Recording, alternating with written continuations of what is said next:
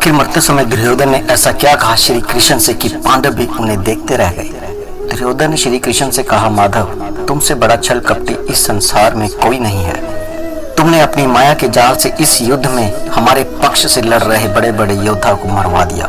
माधव, तुमने अश्वत्थामा मारा गया यह झूठा समाचार फैलाकर गुरु द्रोणाचार्य को मरवाया। अपनी माया से सूर्य को बादलों में छिपाकर तुमने जयद्रथ को मरवाया। शिखंडी को पिता मां भीष्म के सामने लाकर तुमने उन्हें भी मरवाया। और तुमने ही माधव मेरे परम मित्र निहत्थे कर्ण को छल से मार गिराया।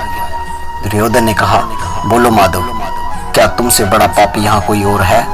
इतना सुनते ही श्री कृष्ण बड़े करुणा से बोले, दुर्योधन, तुम्हें केवल अपना पक्ष दिखाई दे रहा है, लेकिन सही मायने में तुमने अधर्म की इतनी सीढ़ियां चढ़ी कि तुम उतरना ही भूल गए। याद करो, तुमने भरी सभा में हजारों योद्धाओं के सामने एक स्त्री का चीरहरण किया।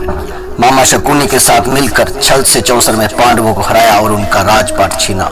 उनके महल में आग लगाकर उन्हें मारने की कोशिश की। क्या वह धर्म था? दुर्योधन, तुमने युद्ध के सभी नियमों को तोड़कर छल से सभी के साथ मिलकर एक बालक को मार डाला। अपने पूरे जीवन में तुमने ना जाने कितने छल और पाप किए जिन्हें गिनना तक मुश्किल है। दुर्योधन, तुम्हारे इन पापों के आगे यह छल तो कुछ भी नहीं है। निस्संदेह अगर तुमने अपने कर्मों को बिना किसी लालच और निस्वार्थ भाव से किया होता तो आज तुम्हारी और तुम्हारे राज्य की यह स्थिति ना होती। दूसरों के प्रति द्वेष रखने वाला, छल करने वाला, स्त्री का सम्मान ना करने वाला, जिसे अपने क्रोध पर नियंत्रण ना हो और जिसे अपनी शक्ति पर अहंकार हो, ऐसे व्यक्ति का इस संसार में कोई सम्मान नहीं करता और ऐसे व्यक्ति का अंत निश्चित है। श्री कृष्ण जी ने कहा है, अहंकार करने पर इंसान की प्रतिष्ठा, वंश, वैभव तीनों ही समाप्त हो जाते हैं।